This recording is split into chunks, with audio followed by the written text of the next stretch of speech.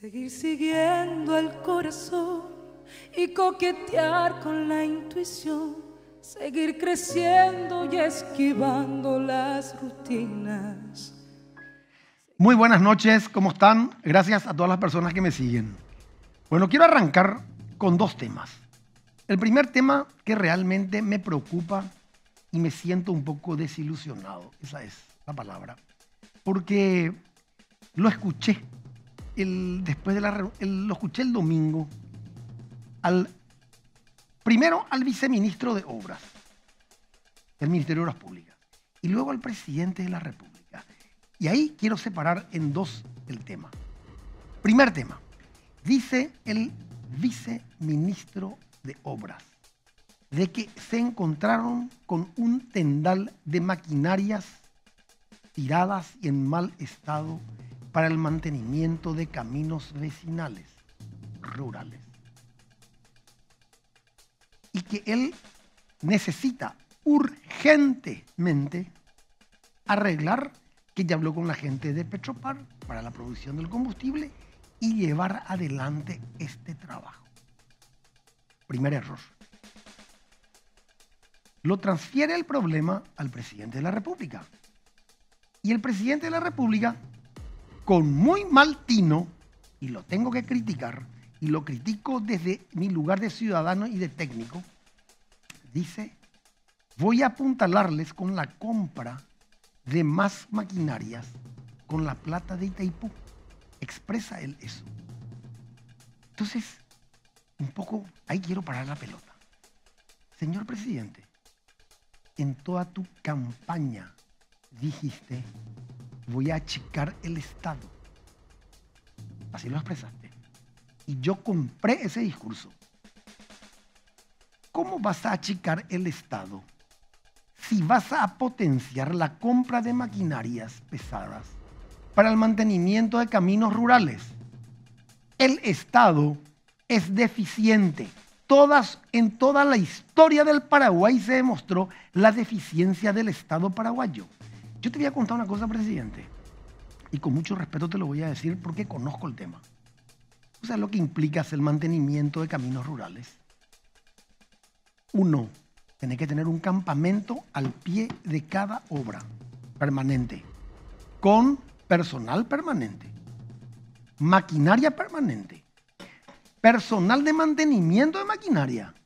No es que se vaya un rato allá y después va a volver. Y repuestos. Yo me pregunto, ¿para qué están las empresas privadas? Ellos tienen todo. Ellos han apostado en el Paraguay para construir el Paraguay. Ese trabajo hay que encargarle a ellos. Y hay que hacerle un control, eso sí, exacto, del contrato de mantenimiento de caminos rurales.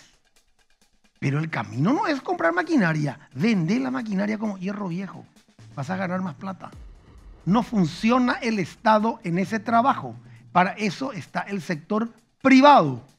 Entonces, presidente, creo que te están induciendo a llevarte por un camino que está mal. Aplazado el viceministro y la ministra. Pero te lo digo con mucho respeto. Señor ministro, señor viceministro, tendrías que estudiar el modelo de gestión antes de llevar una propuesta descabellada como la llevaste.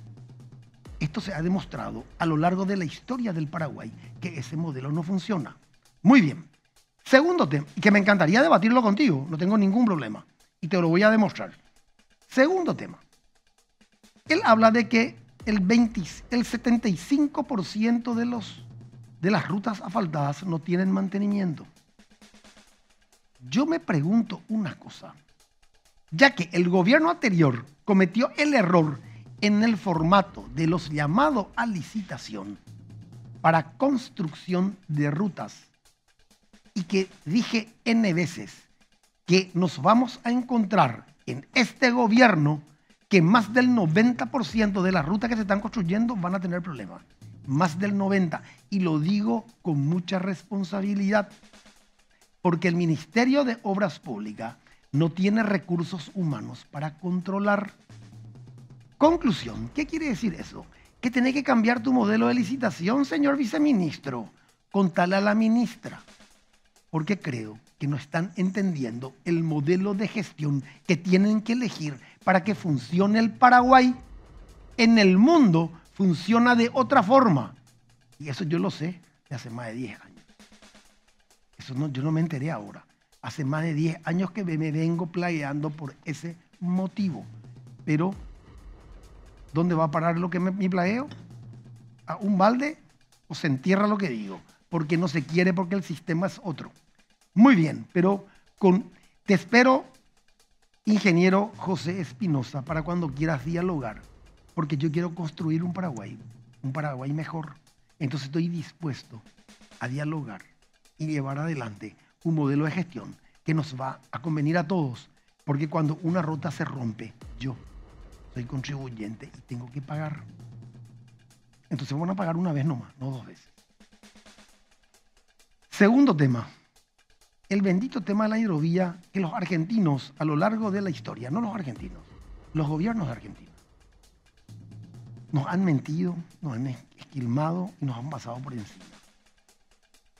Yo rezo para que, no sé si ya está en arbitraje el problema de la hidrovía, pero necesitamos urgente y que le devuelvan todo lo que se está pagando y lo que se va a pagar y todos los daños que nos está causando el gobierno argentino, porque son unos ineptos. Este gobierno que se está yendo a la República Argentina es lo peor que le pudo haber pasado al pueblo argentino. Hace más de 10 años que están en el sistema oscuro de gobierno. Entonces, señor presidente de la República del Paraguay, Dios quiera que podamos tener resultados y nos vayamos adelante con el tema del arbitraje, porque ese es el modelo que nos va a ayudar para que ellos cumplan con lo que tenemos. Muy bien, dicho esto, lo invité a Oscar Stark, que se me perdió en el tiempo, porque no sé dónde se fue, y hace rato que quiero hablar con él, porque lo considero un excelente profesional y un excelente funcionario público. Hola, Oscar. ¿Qué tal, Gustavo? Muchas gracias por la invitación. ¿Cómo estamos? Un placer estar acá. Al contrario, yo te agradezco. Por favor. Contame, ¿por dónde andas? Actualmente estoy en el Ministerio de Industria y Comercio, trabajando con el ministro Javier Jiménez como viceministro de Comercio. Ah, mira. Yo, de hecho, ya había estado como viceministro de Comercio hasta el 2018, ¿verdad? Tuve 2 años y medio. Y antes también estuve como viceministro de Industria 2 años y medio. O sea que el Ministerio de Industria y Comercio le siento como casi como mi casa, digamos, ¿verdad? Antes estuve como director de Rediex y mucho antes, casi que empecé mi carrera en el sector público en el año 95 en el Ministerio de Industria y Comercio. Pero el ministerio, corregime porque no soy de conocer tanto el Ministerio de Industria y Comercio, sí tengo algunos temas, pero es un ministerio bastante ordenado. Sí, un ministerio bastante ordenado, chico, ¿verdad?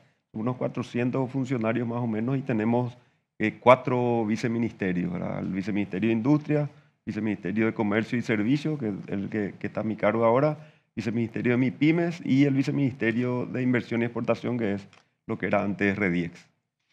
Y leo y escucho que están llevando adelante o están potenciando bastante el tema de la maquila. Sí, la maquila tuvo un desempeño impresionante en los últimos años. Creció de poco más de 50 millones de dólares a 1.000 millones de dólares de exportación, más de 20.000 empleos ya generados en el régimen de maquila, y eso sigue creciendo, ¿verdad? O sea, sigue teniendo un potencial enorme para crecer, principalmente para exportar al mercado regional del Mercosur, pero también a otros países, ¿verdad? A Europa, a Estados Unidos. Y genera mucha mano de obra en Paraguay. Sí, más de 20.000 empleos, ¿verdad? Realmente el régimen de maquila es un régimen empleo intensivo, o sea, intensivo en trabajo. Y capacitación. Y capacitación también, ¿verdad? Pero genera muchos empleos por dólar invertido, digamos. Eso es muy bueno. Vos sabés que hay un tema que a nosotros nos afecta, a nosotros digo, pues yo estoy en el sector de la construcción, que nos afecta mucho y nos impacta mucho, es el tema de las varillas. Y te voy a contar una experiencia, porque yo estoy llegando de la reunión del Consejo de la Federación Latinoamericana de la Construcción, lo cual yo formo parte de ese consejo. Uh-huh. Y ahí intercambiamos información y tecnología. precios, costos de materiales, de construcciones de ruta, de vivienda, de todo en general. Nos reunimos 2 veces al año en diferentes países. O sea, nos vamos turnando. Vos sabés que un hecho que me llamó poderosamente la atención ahora en el informe en Río fue de que Paraguay presenta el precio más alto de la varilla en Latinoamérica. Que de hecho hace rato que nosotros estamos preocupados por ese tema. Hace rato que venimos preocupados, porque en Paraguay existe una sola empresa que se dedica a la fabricación de varilla, ¿verdad? Entonces, un poco decir, bueno, ¿cómo hacemos esto? Porque es cierto, está la ley del libre mercado donde nosotros podemos importar varilla, pero te limitan para el cupo.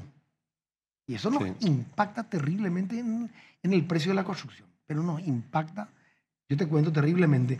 Impacta luego en todo, porque acá la industria de la construcción es muy amplia. No solamente es construcción, también tenés materiales prefabricados que se fabrican con varilla. O sea, todo es, y eso hace que suba el precio de la construcción. O sea, y aparte ya nos dimos cuenta que la misma empresa hace un dumping, porque manda a la Argentina a un precio mucho menor. Ya nosotros un poco nos desarticulamos, a decir, ¿verdad? Sí, tanto la varilla como el cemento, ¿verdad? Son productos estratégicos para el desarrollo económico de cualquier país.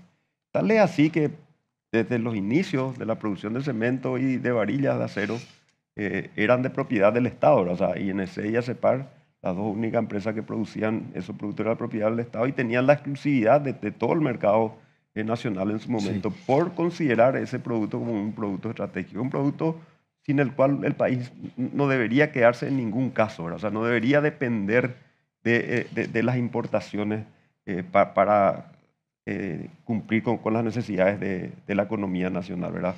Por eso es muy importante la industria nacional. Sí. Y si bien ahora no tenemos una industria nacional en el caso de varilla de propiedad del Estado, tenemos una industria nacional que nos asegura de alguna manera la posibilidad de estar siempre, de tener siempre la posibilidad de comprar varillas, ¿verdad? Porque no hace muchos años, y vos te vas a acordar, tuvimos problemas porque creció mucho el mercado internacional, China demandaba mucho acero y no había varilla en el mercado. O sea, Paraguay no podía comprar. ¿Por qué? Porque ACEPAR también estaba con problemas y no podía producir por una serie de problemas que se viene acarreando ya desde hace muchos años, ¿verdad? Entonces, es un sector estratégico. Sí, hay que mirar lo que vos decís. También por la capacidad ociosa que hay en muchos países de la región y fuera de la región, algunas empresas tienen comportamientos desleales, ¿verdad? Que es lo que vos decís, dumping, ¿verdad? Sí. Ese mismo dumping que podría hacerse desde acá, se hace desde los países vecinos, ¿verdad? Entonces ahí hay una competencia desleal.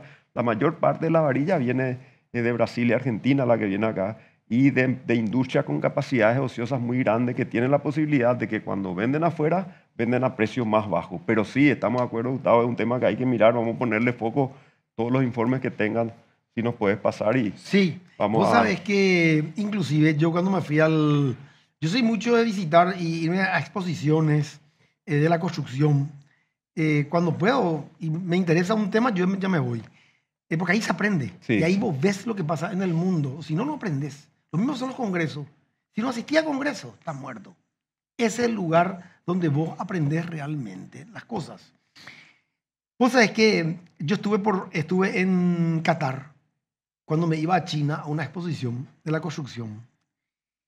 Y a mí me llamó poderosamente la atención, haciendo el cálculo, que traer varilla de Qatar sale más barato o mismo de Turquía a Paraguay que comprar acá. Yo no podía creer. Pero algo está funcionando que deberíamos de potenciar el mercado y que, o sea, me parece muy bien. ¿Sabes qué, hermano? Tu precio está desfasado. Algo te está pasando que nosotros no sabemos y no sé. ¿Cómo vos decís? Siempre tenemos que tratar de buscar el equilibrio. así mismo es. Mirar los dos lados de la moneda, digamos. Claro, las dos caras. Claro, porque tampoco nos podemos matar una industria. Al contrario, tenemos que potenciar las industrias. O sea, por lo menos... Pero buscar la mayor eficiencia posible de esa industria y que tenga los precios más competitivos posibles, ¿verdad? O sea, yo estoy de acuerdo contigo. Sí, porque fíjate que el cemento también, bueno, gracias a Dios, ahora tenemos 3. Sí. INC, está SECOM, Iguazú. Iguazú, por suerte. Entonces, La provisión está asegurada, la demanda está asegurada, se manejan precios relativamente buenos de la de mercado. Ahí no tenemos ningún problema, ¿verdad? Nuestro problema está hoy en el tema del acero, que realmente tenemos que ir subsanando. De acuerdo, es algo que vamos a mirar con mucho detenimiento. Un tema que a mí me llama poderosamente la atención, y yo sé que vos tenés mucha experiencia, que no sé cuál es el camino, porque yo sé lo que es trabajar dentro del Estado. La maquinaria del Estado es una maquinaria pesada, burocrática, que generalmente el palito ya está puesto como para que te cueste hacer andar la maquinaria. Ese es lastimosamente el común denominador en todas las instituciones del Estado. A mí hay un tema que me llama poderosamente la atención. De hace más de 35 años que vengo diciendo cómo es posible que en el Paraguay un servicio, porque es un servicio, no se pueda convertir en un sistema mucho más ordenado de lo que tenemos que ser para lo que es la capital. Llámese Asunción y el Gran Asunción. Porque Asunción tiene menos de 500.000 habitantes. Y vayamos al Gran Asunción y tener 1 millón y pico más. ¿Cómo es posible? Desde tu óptica y charlando así en forma... Porque nosotros no vamos a influir en nada. ¿Por qué no se puede convertir en un sistema más ordenado el tema del transporte público? Que es un sistema muy delicado y donde hay muchos intereses. Sí, yo creo que se puede. Como vos dijiste, es delicado y hay muchos intereses y acarreamos, digamos, deficiencias desde muchos años, como decía, 35 años atrás, y esto va empeorando año a año, ¿verdad? Sí. Yo creo que hay que, y creo que el nuevo viceministro, porque hablé con el viceministro de Transporte. ¿Quién es ahora? Guido Benza, Ah. que es una persona que tiene mucha experiencia porque estuvo en el gobierno anterior, en el gobierno del señor Horacio Cartes, como jefe de gabinete del viceministerio de Transporte, ¿verdad? Y en esa época se hizo una reforma interesante que fue la renovación de la flota de buses, ¿verdad? O sea, de los 1.300.000, 400.000 buses, 800.000 más o menos se renovaron, que son estos buses con aire acondicionado que tenemos, sí, que están funcionando ahora y desde esa época, ¿verdad? O sea, fue un proceso exitoso de renovación de flota. Y él de alguna manera tuvo la oportunidad de participar en ese proceso como jefe de gabinete del viceministerio de Transporte. Yo creo que hay, y lo hablamos con él, y eso es algo que surge también de muchos estudios que se están haciendo no sé, desde finales de la década de los 90, ¿verdad? Desde el Plan Z del año 98, el anterior, ahora un estudio de los coreanos. Se requiere hacer una reingeniería de todo el sistema actual, inclusive de buses, que tiene que ver con los itinerarios. Los itinerarios son los mismos de hace 30, 40, 50 años, ¿verdad? Y la ciudad cambió completamente en estos 40 años, ¿verdad? O sea, antes el centro era prácticamente el centro de toda la ciudad y hoy ya no es así, ¿verdad? No. Entonces, si uno se fija en el recorrido de algunos buses que vienen muy llenos hasta, no sé, el mercado o inclusive antes General Santos y después llegan vacíos al centro, lo que genera muchos kilómetros con pocos pasajeros, ¿verdad? O sea, al final la tasa de eficiencia del transporte público es la cantidad de pasajeros por kilómetro que consigue levantar un bus, porque eso hace que en la medida que más pasajeros levante, más baja es la tarifa técnica, que es lo que ahora se calcula para definir cuánto va a ser lo que va a pagar el pasajero y cuánto va a pagar el Estado de ese pasaje, ¿verdad? Entonces yo creo que primero y lo más importante, la reingeniería total de los itinerarios. Eso hay que hacer con las empresas públicas, con las empresas privadas, las que tienen las concesiones, porque ellos tienen derecho, pero en todos los contratos nuevos de las licitaciones, desde hace ya 10 años más o menos, hay una cláusula donde dice que por mejoras del servicio se pueden cambiar los itinerarios de acuerdo a lo estipulado por el Viceministerio de Transporte. Entonces, lo primero es eso, una reingeniería de los itinerarios, trabajando en conjunto con las empresas. Y segundo, darle más espacio a los buses en las calles y avenidas, ¿verdad? Hay que priorizar el transporte público, ¿verdad? Porque es la forma más eficiente de moverse, de eso no hay ninguna duda. Entonces, en la avenida hay que generar corredores exclusivos, y eso también lo escuché decir al viceministro Benza, que él también va a caminar en esa línea, ¿verdad? Y tercero, y no de menor importancia fortalecer el viceministerio de Transporte, que eso en estos días vi en algunas conferencias de prensa, la ministra misma dijo, hay que completar el centro de control y monitoreo, que es una herramienta súper potente que va a permitir controlar que las empresas cumplan con sus obligaciones, ¿verdad? Porque si uno se fija en los jugadores en el sistema del área metropolitana, que son unas 39 empresas, 40 más o menos, hay muchas que no están haciendo bien su trabajo, muchas probablemente van a tener que salir del sistema y otras que sí lo están haciendo medianamente bien, pero como esto funciona como un sistema, cuando algunas no funcionan, todo el sistema sufre, ¿verdad? Y otro último así comentario nomás, ya que estamos repasando este tema, no quiero también entrar en el tema de otro viceministerio, pero... No, es justamente modo dialogar de para ver comentario y el camino que tenemos que seguir. Es el hecho de que tenemos 3 servicios superpuestos en el área metropolitana de Asunción, ¿verdad? ¿Por qué 3? Estamos los buses regulados por el viceministerio, que son los interurbanos principalmente. Tenemos los internos de cada municipio, o sea, Asunción tiene internos, Fernando La Mora, Capiatá, San Lorenzo, que están reguladas por las municipalidades, y además están los servicios que regula Dinatran, digamos que son los de corta distancia y media distancia. Y los 3 están superpuestos sin coordinación ni articulación. Y ahí también yo le escuché decir al viceministro que ellos van a trabajar en coordinar esas acciones, ¿verdad? Vamos a un corte y continuamos. Seguir siguiendo el corazón y coquetear con la intuición. Seguir siguiendo el corazón y coquetear con la intuición. Seguir creciendo. No, vos sabés que lo que a mí me preocupa es tan desordenado fue el crecimiento de la ciudad de Asunción, de la capital. Por eso que se expande y crece el Gran Asunción. Y ahí nomás el Gran Asunción, que es otro gran desorden de crecimiento urbano, en donde falta un montón de servicios. Y evidentemente, bueno, conversando un poco nomás te digo, siempre digo, por lo visto las autoridades no ven lo que vemos los profesionales.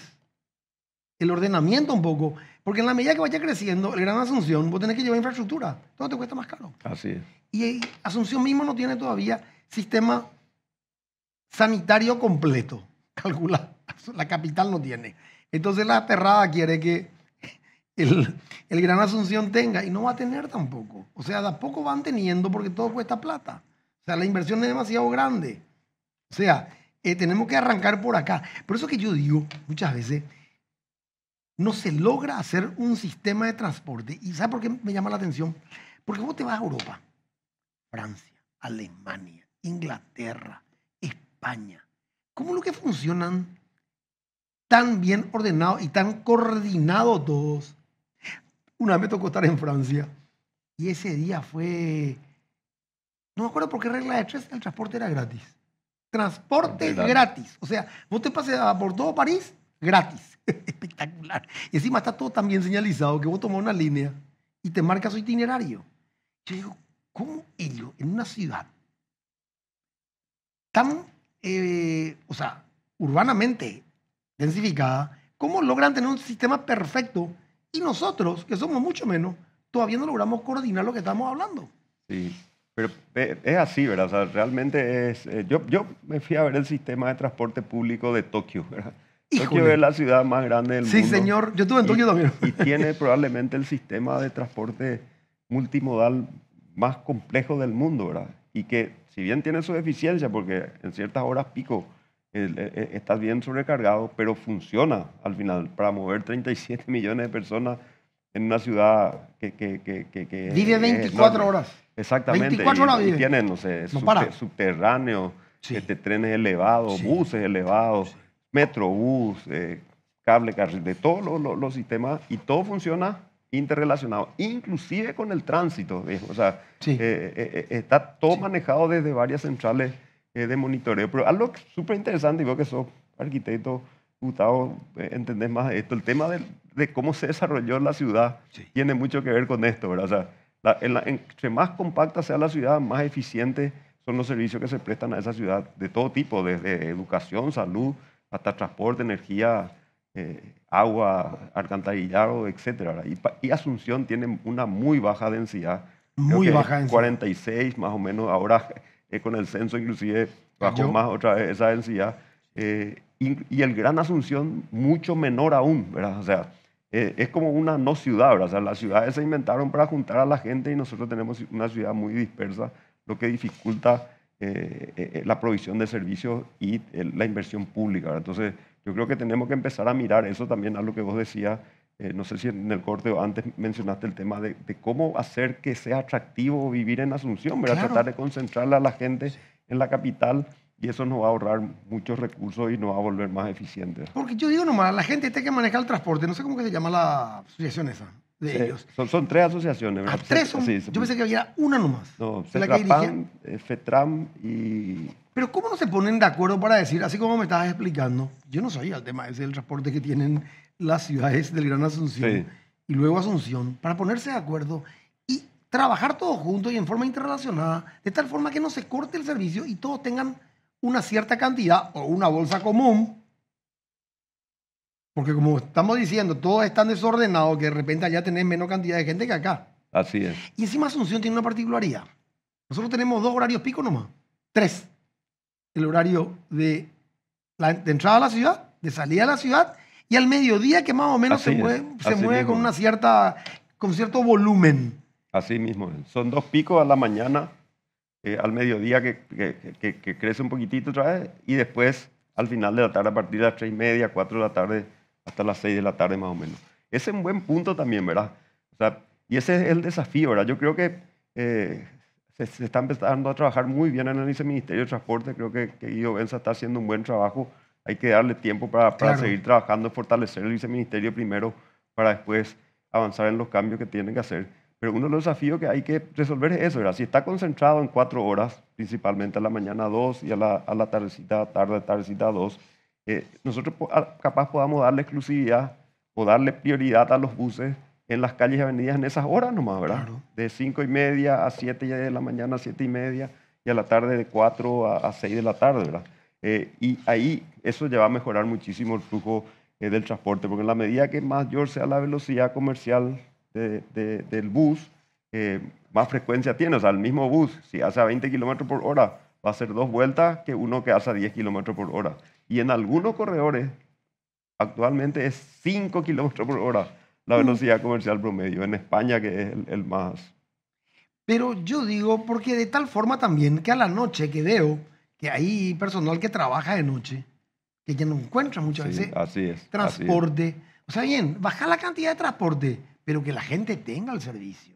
Y ahora con la tecnología cada vez es más fácil, ¿verdad? En todas partes del mundo a la noche bajan la frecuencia, ¿verdad? Claro. En algunos casos puede ser que haya cada Sí. 1 hora. Sí. Pero yo sé, ¿verdad? Sí. Yo sé que va a venir a las 1:30 de la mañana. Claro. Entonces a las 1:20 salgo a la calle Así y mismo. tomo a las 1:30. ¿Verdad? Entonces, y ahora eso cada vez es más fácil y yo creo que también se está trabajando para avanzar en esa dirección, digamos, de que a través de aplicaciones uno pueda ver todo el sistema, pueda saber a qué hora más o menos llega el bus. En la medida que es más tarde, hay menos tráfico, es más predecible, digamos, la hora de llegada.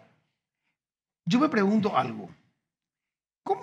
Veo que ahora piden otra, o sea, el Estado le va a dar un subsidio a través del 85%. No se le dio que el gobierno anterior subsidio a la empresa de transporte.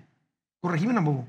En todas las partes del mundo el sistema de transporte público está subsidiado, ¿verdad? ¿Por qué? Porque la rentabilidad socioeconómica del transporte público es enorme, ¿verdad? Hay algunos países en donde el transporte público está 100% subsidiado. En algunas ciudades, inclusive de Brasil, ¿verdad? O sea, es gratis el transporte público. ¿Por qué? Porque en la medida que más gente utiliza el transporte público, se requiere menos infraestructura para los que se van en auto, ¿verdad? O sea, Cierto. porque cuando vos te mueves en tu auto necesitas más infraestructura, sí, más sí. espacio, más Sí. estacionamiento, Sí. contaminas más combustible, etcétera, etcétera. Sí. Entonces, la rentabilidad socioeconómica del transporte público es alta. Por eso en Asunción, en el área metropolitana, el Estado paga la mitad del pasaje. Ah, En eso consiste el subsidio en Asunción, en el área metropolitana de Asunción. La mitad del pasaje paga el pasajero y la otra mitad del pasaje paga el Estado, ¿verdad? ¿Y Eso se hizo un estudio de rentabilidad recientemente y dio que era altísima la rentabilidad de pagar el subsidio, o sea, de pagar la mitad del pasaje de todos los pasajeros, porque en la medida que sube el pasaje, a más gente le conviene o comprar una moto o un autito, Claro. y eso genera un requerimiento de inversión y hace que sea más complicado el tráfico, no solamente para los que andan en transporte público, para todos, ¿verdad? Sí, porque yo hace poco escuché que dijo que pidieron, no sé cuál de estas organizaciones, que estaba presionando para que se le dé un subsidio de 85%. Y dije yo, otra vez, porque eso es anualmente, No, no, eso es mensualmente. Mensualmente se paga la mitad del pasaje. pero es un presupuesto año. Año, sí. Y en base a eso vos vas dando mensualmente. Sí, así mismo. Es fuerte el impacto, ¿eh? Es fuerte, pero es positivo, ¿verdad? O sea, este estudio que hizo el Ministerio de Hacienda dio que la rentabilidad del subsidio en el servicio, hay dos servicios en el área metropolitana, convencional y el con aire, que es el diferencial.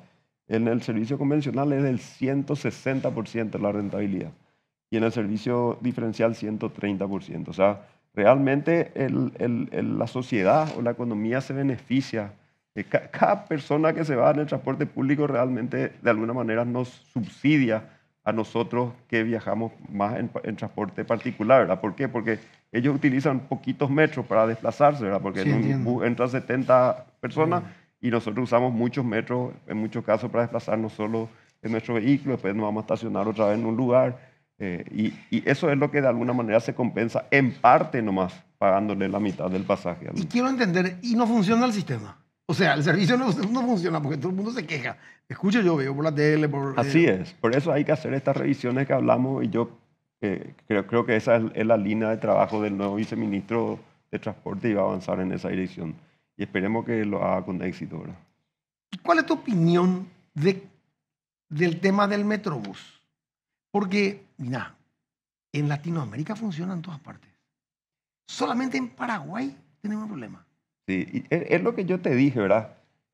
Nosotros tenemos que priorizar a los buses o al transporte público en la infraestructura física de conectividad. Ujú. Y eso es el Metrobús. El Metrobús es Sí. darle un espacio exclusivo a los buses para que se desplacen más rápido.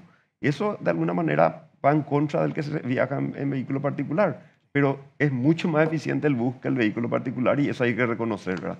Entonces, se reconoce dándole más espacio. El Metrobús es llevar eso a la máxima posibilidad, digamos, de eficiencia de un sistema de buses, ¿verdad? Entonces, capaz que uno de los problemas del Metrobús fue que fue demasiado ambicioso, ¿verdad?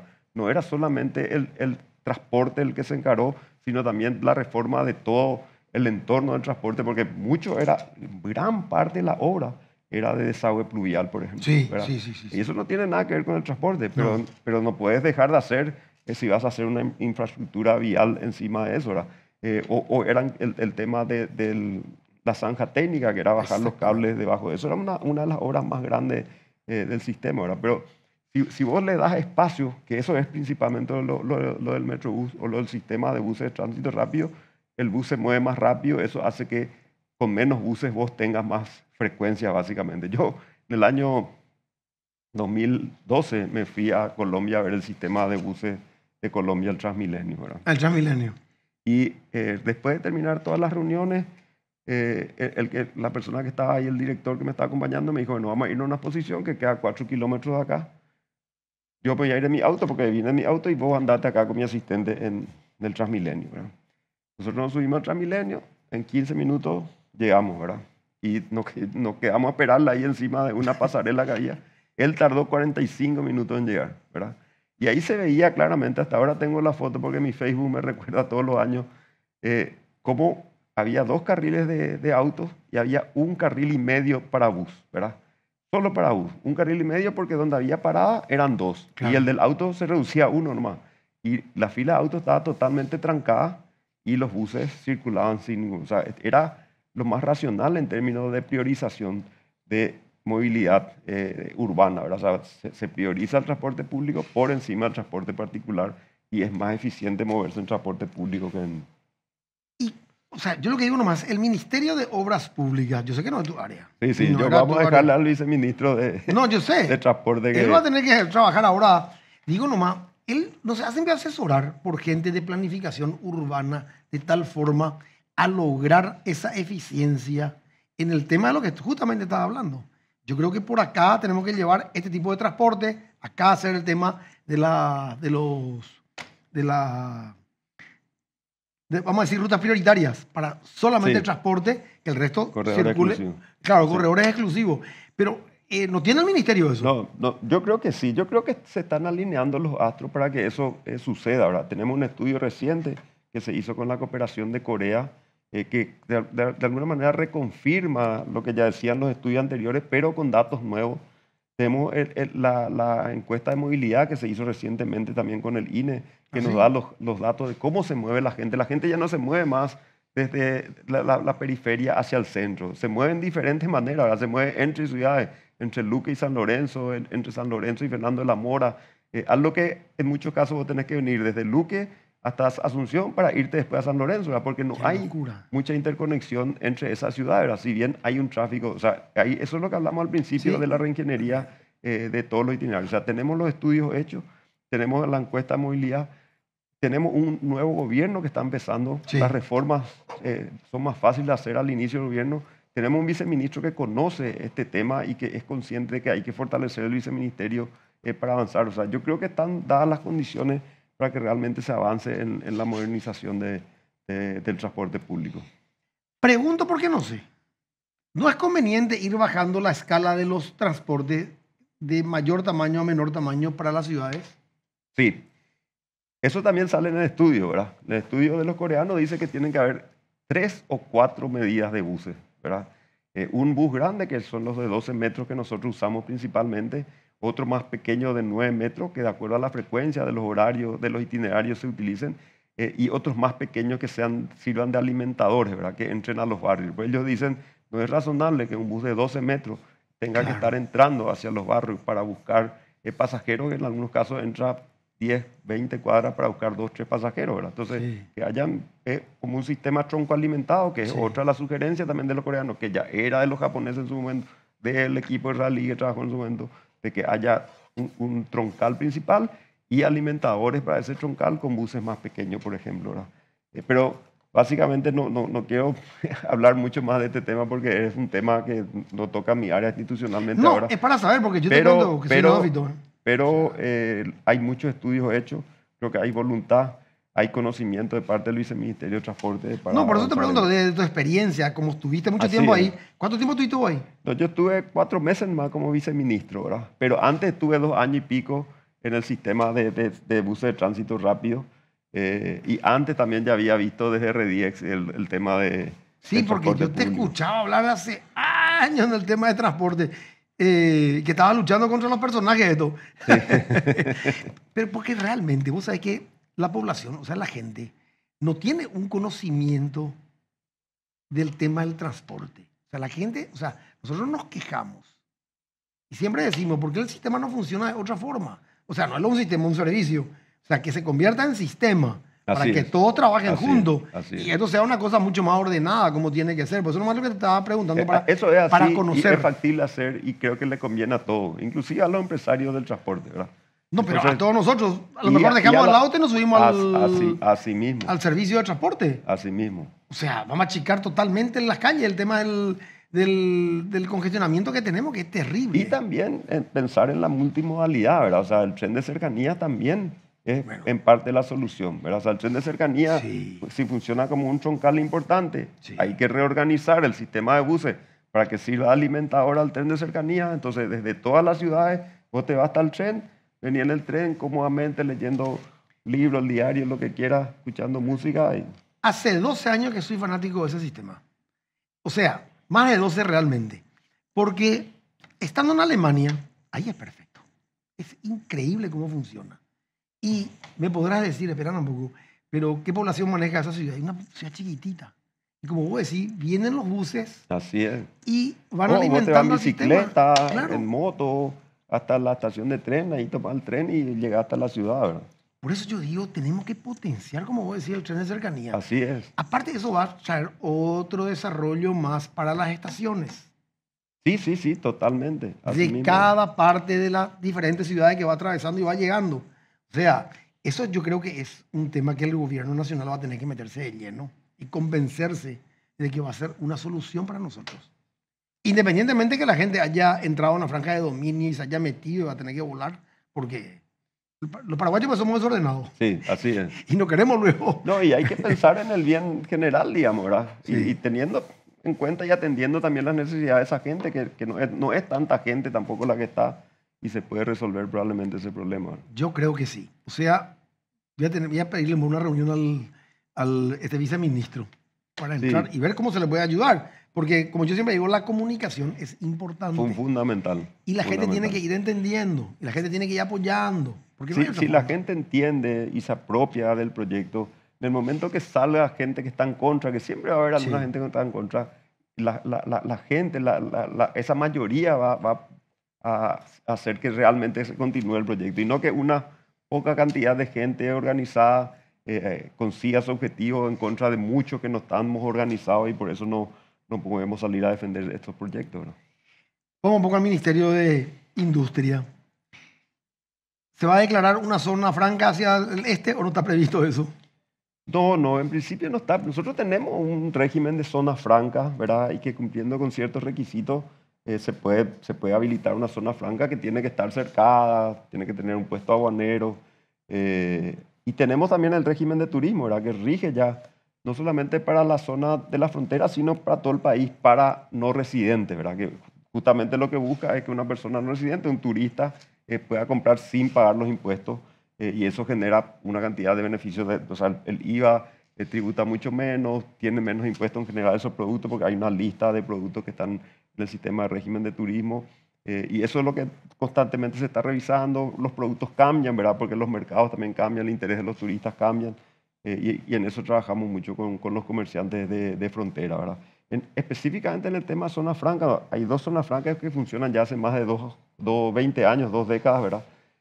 Y hay ahora una zona franca de servicios, acá en Tosa, y otras 2 zonas francas que están también en construcción, que son industriales, ¿verdad? Paracel, Omega Green, Atom, que es esta empresa de nitrógeno, todas esas empresas van a trabajar bajo el régimen de zona franca para tener los beneficios de meter los productos sin pagar impuestos, procesarlos, ¿verdad? Sumarle a los productos de origen nacional y exportar con precios muy competitivos, ¿verdad? Vamos un rato al corte, continuamos el tema justamente ese.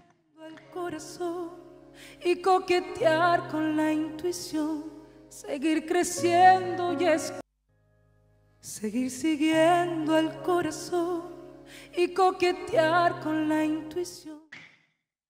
Bueno, y realmente, presidente Franco, yo creo que va a ser un polo de desarrollo brutal y que se va a juntar con Ciudad del Este. Sí, definitivamente, ¿verdad? Es Ya el se está, próximo. de hecho, viendo un desarrollo importante y la conclusión, que ya está concluido el puente, pero de las obras complementarias y la habilitación del puente va a hacer que eso crezca aún mucho más, ¿verdad? Sí, eso es definitivo.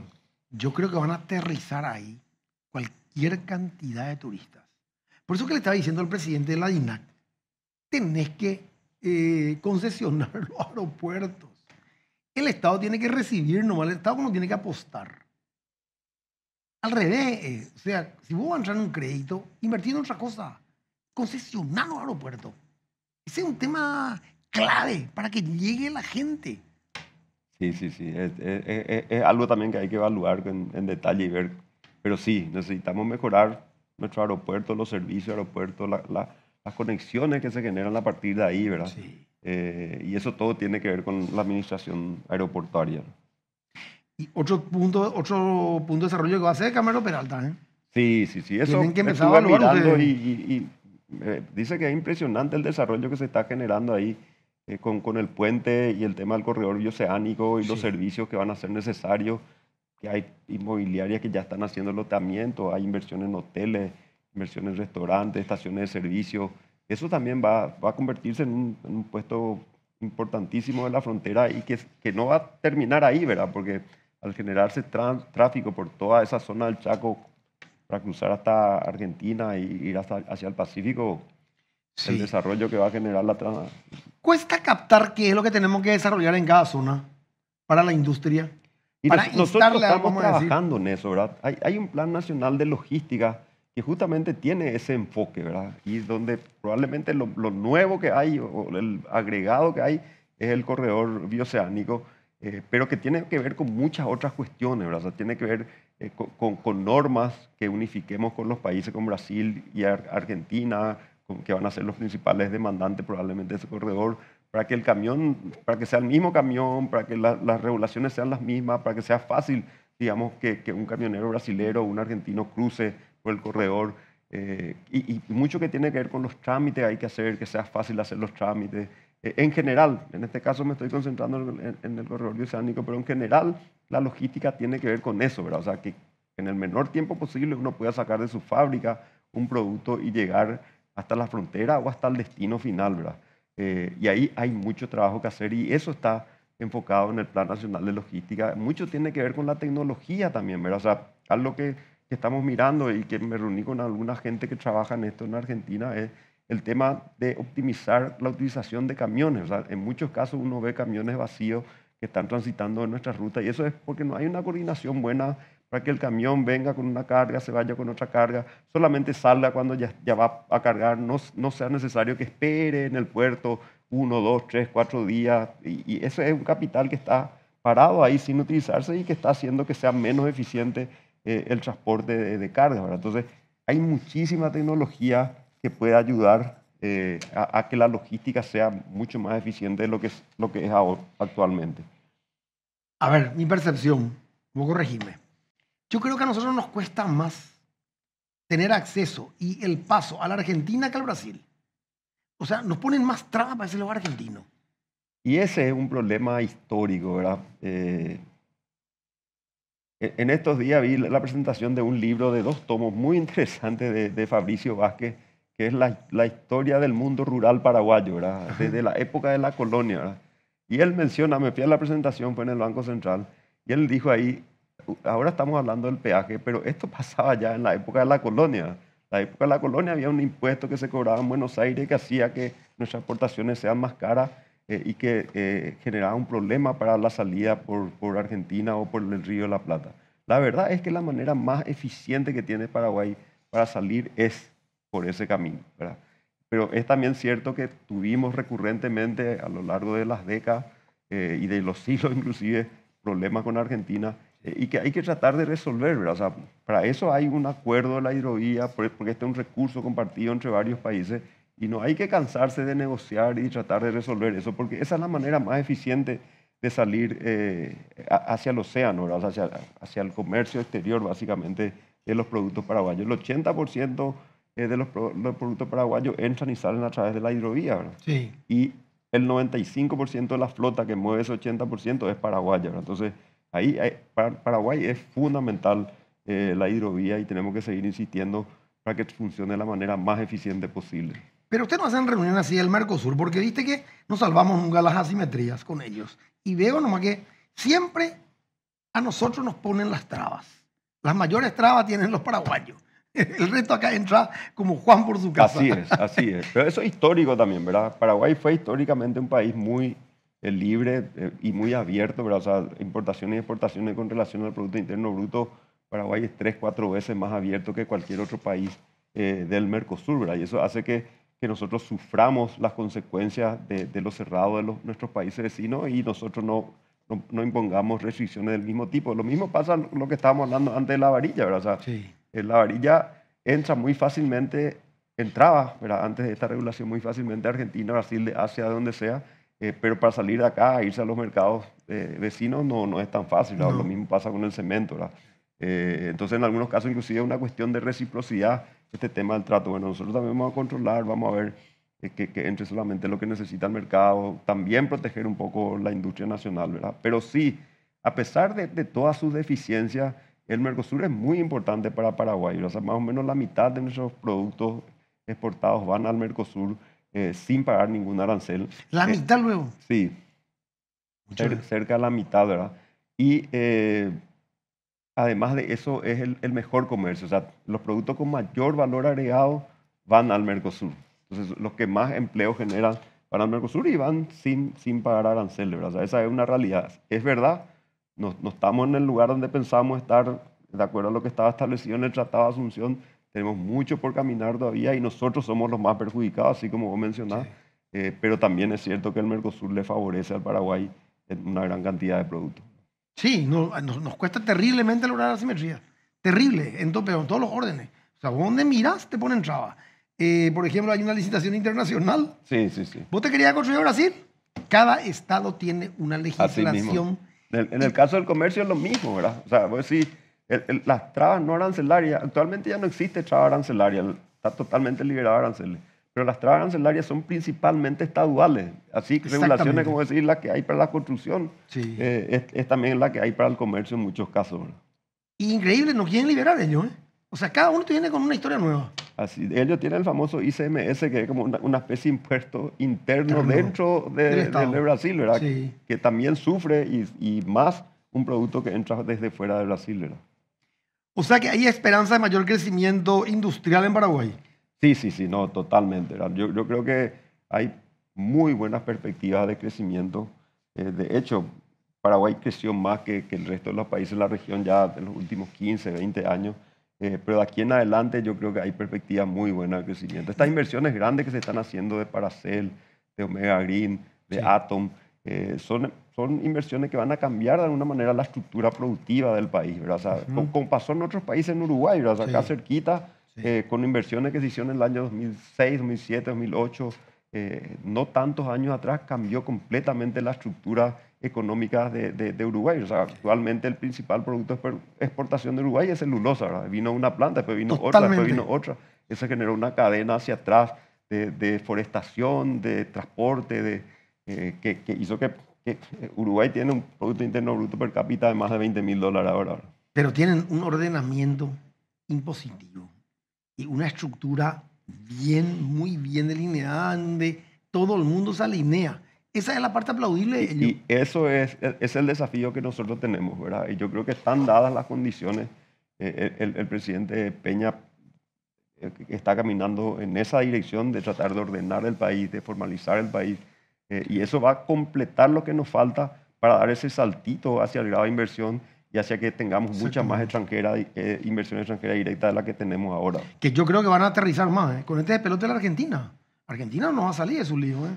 Y ahora estamos ya viendo estas inversiones muy grandes, ¿verdad? Sí. O sea, estas inversiones de 3.000 millones para hacer en todas sus etapas, ¿verdad? Sí. Omega Green 800 millones. O sea, si esto termina de concretarse, realmente va a cambiar la estructura económica del país, ¿verdad? Y para eso tenemos que trabajar en dar las condiciones para que esto sea así, ¿verdad? Resolver los problemas de la hidrovía, resolver los problemas de formalidad, atacar el contrabando con fuerza. Son desafíos que tenemos, pero que como hay mucho por hacer, hay mucho por ganar también, ¿verdad? Bueno, realmente, Oscar, me encantó que haya venido. Aprendí mucho de vos. Gracias por la invitación. Porque el tema del transporte para mí es un tema, es un signo de interrogación, que siempre dije, ¿cómo puede costar tanto hacer algo que es tan básico? Invitarle al viceministro Benza, que conoce mucho también este voy tema, a hablar que un tiene poco, inclusive más experiencia que yo en el tema y que está ahora enfocado en... Y sobre todo que hay que insistir que tienen que trabajar con... En el Paraguay pues cuesta trabajar con gente de afuera y hay que contratar al urbanista. El urbanista es el único que te puede solucionar la planificación urbana del país. Eso me encantó de tu comentario, ¿verdad? O sea, hay una relación directa entre una cosa y la otra, ¿verdad? O sea, cuando vos pensás en transporte tenés que pensar también en la organización urbana, la organización de la ciudad, ¿verdad? No, porque tiene que ver una cosa con la otra. Entonces hay que buscar el sistema para que esto funcione. Así mismo es. Y todo sea más rentable, o sea, que también, o sea, que ellos ganen, o sea, todo el mundo gane la ciudadanía, gane el que apuesta, porque tiene que ganar plata. Ellos están apostando por un negocio, ¿verdad? Y gana el país. Así mismo es. Bueno, Oscar, muchísimas gracias por haber venido. Honestamente te lo digo. Al contrario, muchas gracias por la oportunidad. Y vamos a seguir hablando. Claro que sí. Quiero llamar al ministerio un poco para hablar del tema ese de la varilla con el ministro. Sí, todos los datos que tenga. ¿Qué podemos? Les voy a acercar yo lo que tengo de datos. Sí, por favor, nos va a servir. Bueno, señores, ha sido una noche más. Espero les haya gustado. Nos vemos el próximo miércoles. Seguir siguiendo el corazón y coquetear con la intuición, seguir creciendo.